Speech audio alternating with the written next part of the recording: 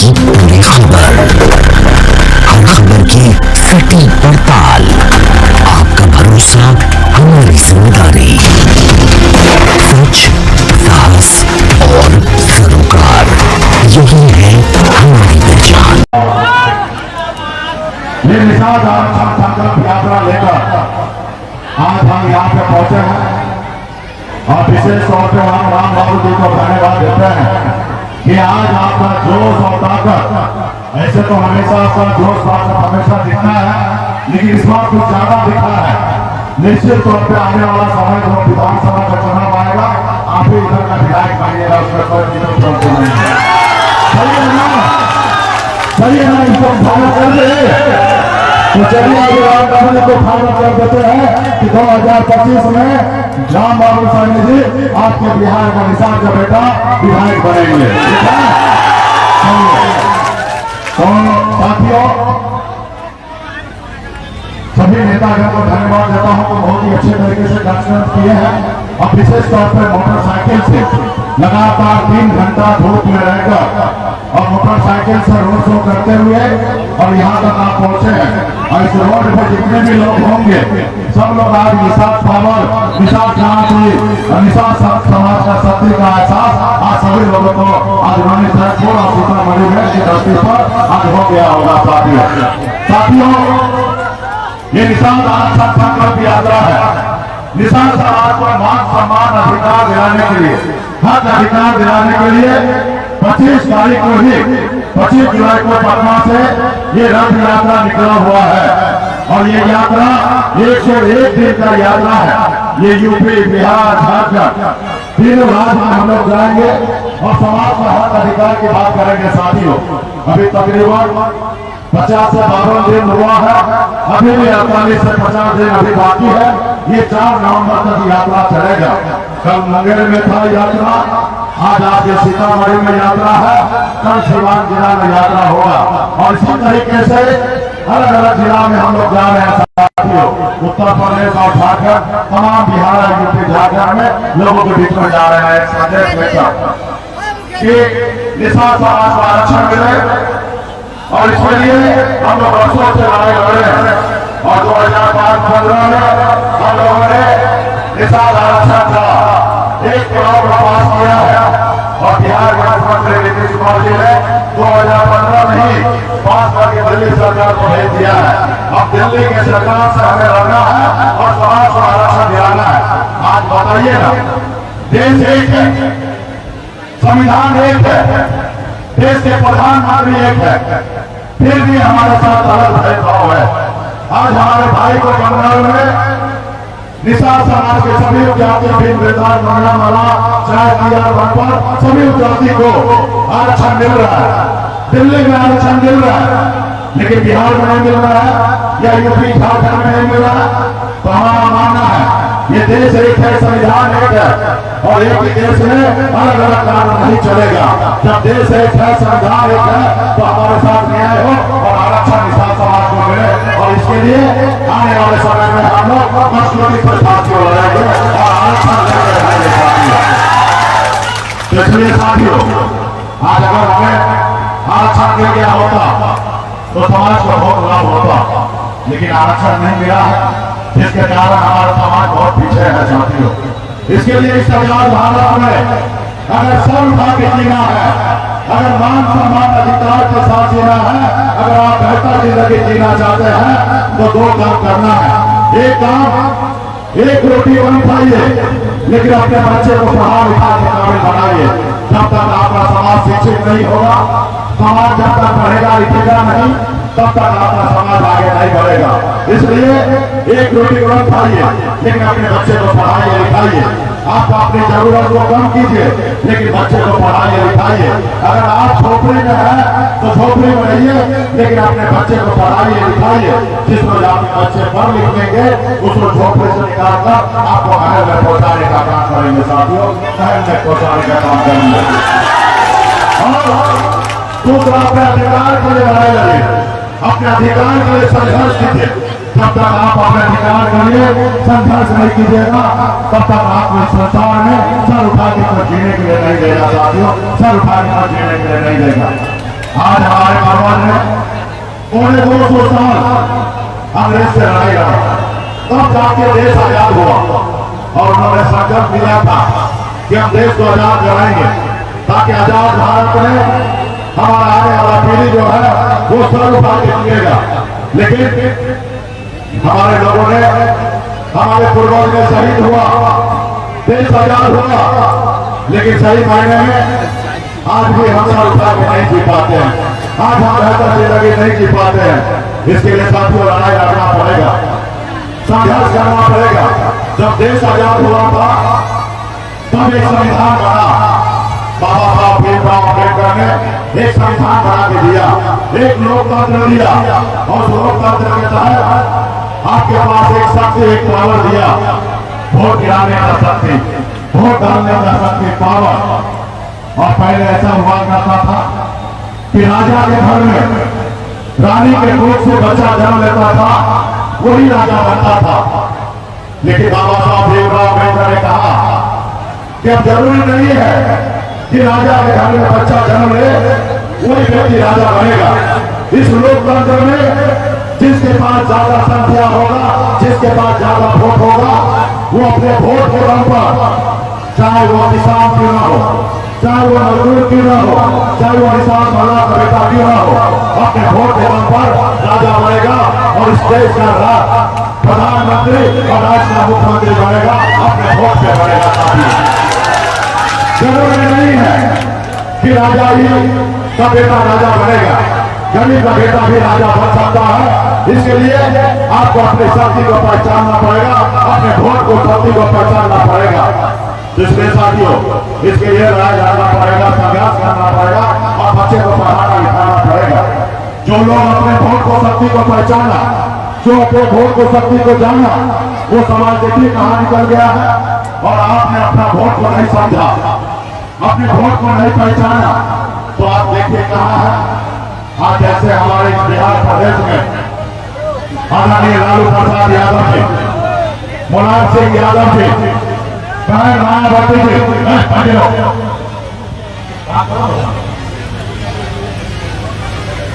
जैसे हमारे मुलायम सिंह यादव जी, मायावती जी, रामविलास पासवान जी, लालू प्रसाद यादव जी, ये लोग कोई अमीर घर में जन्म नहीं है, ये लोग भी गरीब घर में ही जन्म लिए, लेकिन उन्होंने संघर्ष किया, अपने वोट को शक्ति को पहचाना, वोट को ताकत को समझा। जब आदरणीय श्री लालू प्रसाद यादव जी अपना दल बनाए, जब दल बना तो उनके लोगों ने, उनके समाज के लोगों ने साथ दिया।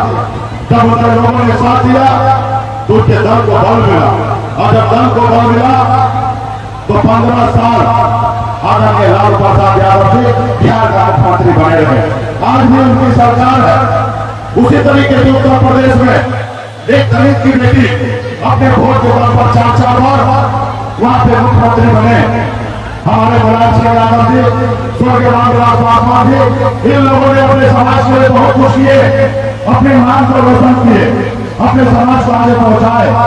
ये कोई अमीर घर में जन्म नहीं है, ये भी गरीब घर में ही जन्म लिए, लेकिन संघर्ष की लड़ाई लड़े, उनके लोगों ने उनको साथ दिया, तब जाके देश में बदलाव आया है साथियों।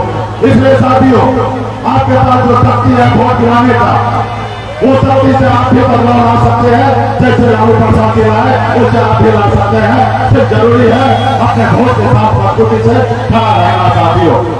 आज हम जो लड़ाई लड़ रहे हैं, निषाद समाज को आरक्षण मिले, राज अगर हमारे समाज में भी 30-40 साल 50 साल पहले निषाद समाज में भी वीर योद्धा लालू प्रसाद यादव जी जैसे बेटा जन्म लेते जो समाज के लिए लड़ाई लड़ते और आरक्षण गिरा देते, और जब आरक्षण मिल गया होता तो आज आपको क्या नाम मिलता मैं बताता हूँ।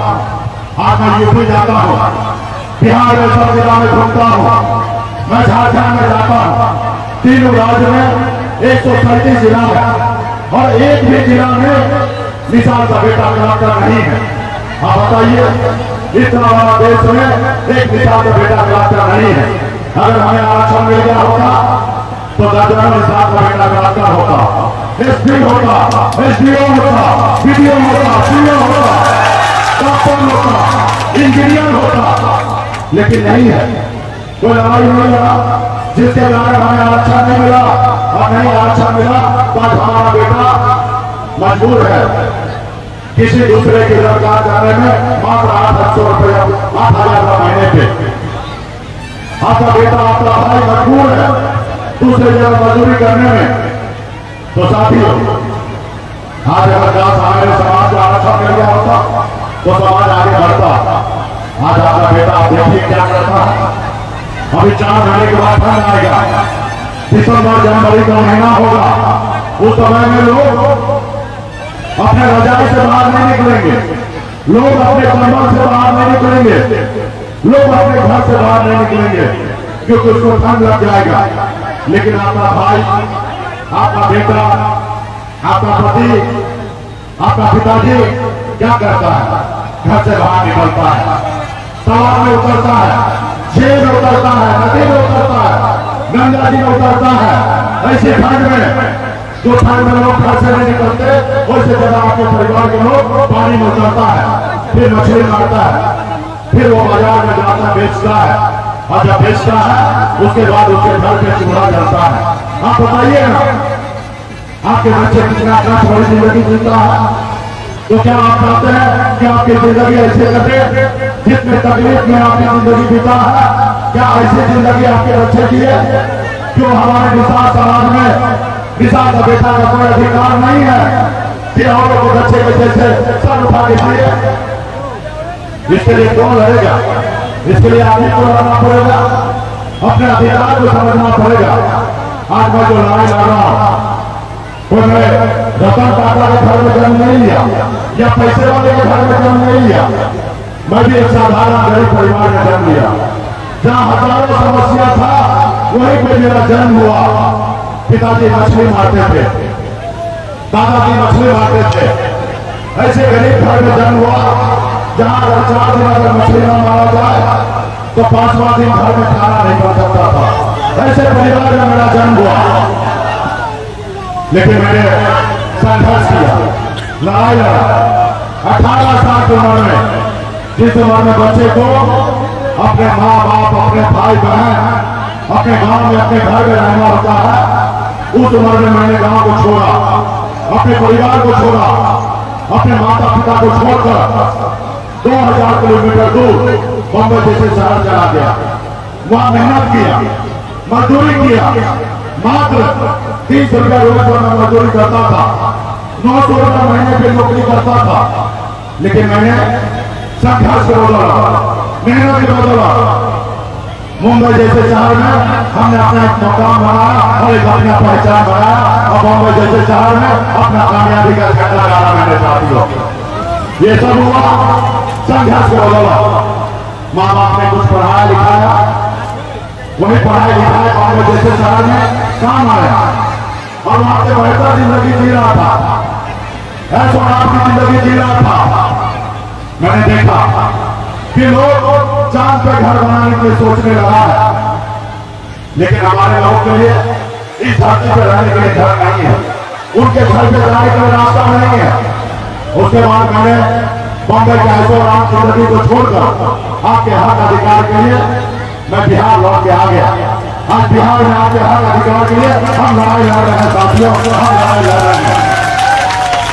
इसलिए साथियों, आप अगर संघर्ष करेंगे तो आपको भी कामयाबी हासिल हो सकता है। जैसे मुकेश सहनी जिस जगह पे पहुंचा है उस जगह पे आप भी पहुंच सकते हैं। सिर्फ जरूरी है संघर्ष करने का साथियों, संघर्ष करने का। आज लोग हमें कहते हैं कि मुकेश सहनी जी आपका एक पॉलिटिकल पार्टी है, आप एक जात का बात करते हैं। हम कहते हैं भाई हम एक जात का बात नहीं करते हैं। ये निषाद समाज जो है ये मेरे लिए कोई जात नहीं है, ये निषाद समाज जो है ये मेरा परिवार है। मैं अपने परिवार की बात करता हूँ और परिवार के बारे में बात करना कोई गुनाह नहीं है। अगर परिवार के बारे में बात करना अगर कोई गुनाह है तो मैं ऐसे गुनाह 1000 बार करने के लिए तैयार हूँ साथियों, 1000 बार करने के लिए तैयार हूँ। आज आपके बच्चे का हक अधिकार के लिए आप ही को लड़ना पड़ेगा, दूसरा कोई नहीं लड़ेगा लड़ने के लिए। 75 सालों में आज तक कोई नहीं आया लड़ने के लिए और आने वाला 75 साल तक कोई और नहीं आएगा लड़ने के लिए। साथियों, आप अपने बच्चे के भविष्य के लिए आप ही को लड़ना पड़ेगा। आप बताइए ना, आप कैसे माँ बाप हैं, हम कैसे माँ बाप हैं, हम कितना मजबूर है। आज हम अपने बच्चे को पढ़ा नहीं पाते हैं। आज हम इतना मजबूर है कि हमारे गोद में बच्चा दम तोड़ देता है, हम बच्चे को इलाज नहीं करा पाते हैं क्योंकि हमारे पास आपके पास पैसा नहीं है और इसके कारण आपके बच्चे आपके गोद में दम तोड़ देता है। लेकिन बड़े लोगों का कोई बच्चे उसके पास पैसा होता है, वो प्राइवेट हॉस्पिटल में इलाज कराते हैं, वो अपने बच्चे को जिंदगी दे देते हैं। लेकिन गरीब समाज का लोग, पिछड़ा पिछड़ा दलित महादलित निषाद ऐसे परिवार के लोग का बच्चा उसके बाद आपके सामने में दम तोड़ देता है, माँ बाप कुछ नहीं कर पाता है। साथियों, क्या आप चाहते हैं कि आप ऐसी जिंदगी जिए? क्या आप चाहते हैं कि अपने तकलीफ में आप जिंदगी जिए हैं, आपके आने वाले बच्चे भी ऐसे जिंदगी जिए? क्या बताइए ना, निषाद समाज के परिवार में बच्चा जन्म लेता है तो कोई गुनाह करता है या कोई पाप करता है? आपके घर में बच्चा जन्म लेता है, वो बचपन से लेकर बुढ़ापा तक गरीबी के जिंदगी में जीता है। इसलिए साथी, उसको बेहतर जिंदगी कौन देगा? उसके लिए कौन सोचेगा? उसके लिए तो आप ही को सोचना पड़ेगा, उसके लिए तो आप ही को लड़ना पड़ेगा। और इस सब लड़ाई में जो बाबा साहब ने आपको जो शक्ति दिया, पावर दिया, वोट गिराने का, तो आपके वोट से देश का प्रधानमंत्री बनता है, आपके वोट से राज्य में मुख्यमंत्री बनता है। लेकिन दूसरे लोग आगे बढ़ जा रहे हैं, लेकिन आप पीछे रह जा रहे हैं। तो साथियों, आपको अपने बच्चे के हक अधिकार के लिए लड़ाई लड़ना पड़ेगा। आज अगर हमारे पास पार्टी होता, पावर होता तो आरक्षण मिल गया होगा। आज आरक्षण नहीं मिला, जिसके कारण हमारे बच्चे पर भटक रहा है, उसको नौकरी नहीं मिल रहा है। साथियों, नौकरी नहीं मिल रहा है, उसके लिए कौन लड़ेगा? उसके लिए आप ही को लड़ना पड़ेगा। दूसरे दुनिया से कोई नहीं आएगा आपके बच्चे के हक अधिकार के लिए लड़ाई लड़ने के लिए। इसलिए साथियों, संघर्ष कीजिए। आज आपने देखा पिछले 2 सालों में हमने आपके साथ कंधे मिलाकर लड़ाई लड़ा। 9-10 साल पहले इस निषाद समाज को कोई जानता पहचानता नहीं था, लेकिन आप और हम जब संघर्ष किए, जब रोड पे उतरे, जब पसीना बहाए, तो लोग आज हमें जानने पहचानने लगा है। आज लोग युवा घर से कहता है कि मैं सारा कर रहा हूँ, आज घर से रहता है कि मैं सारा कर रहा हूँ। तो साथियों, आज आपको लड़ाई लड़ना पड़ेगा। आपने देखा 2020 में आपका निषाद का बेटा एक टिकट मांगने के लिए अपने पूरी उम्र बिता देता था, लेकिन एक टिकट नहीं मिलता था। लेकिन आपने देखा 2020 में निषाद का बेटा टिकट नहीं मांग रहा था, टिकट बांट रहा था। ये हमारी पहचान है साथियों, हमने टिकट बांटने का काम किया। आपने देखा हमारे पास 4 विधायक बना, हम बिहार सरकार में मंत्री बने, हमें कोई मंत्री नहीं बना, कोई मेहरबानी नहीं किया, अपने दम पे बना। और हमारे पास सरकार का चाबी था, हम जिनको चाहते उनको राज्य का मुख्यमंत्री बना सकते थे, क्योंकि सरकार का चाबी हमारे पास था। लेकिन हमने ईमानदारी से हमने नीतीश कुमार जी को बिहार का मुख्यमंत्री बनाया। इस आजाद भारत में पहली बार हिंदुस्तान में बिहार में एक निषाद का बेटा के समर्थन से एक बिहार में मुख्यमंत्री बनने का काम किया, मुख्यमंत्री बनने का काम किया।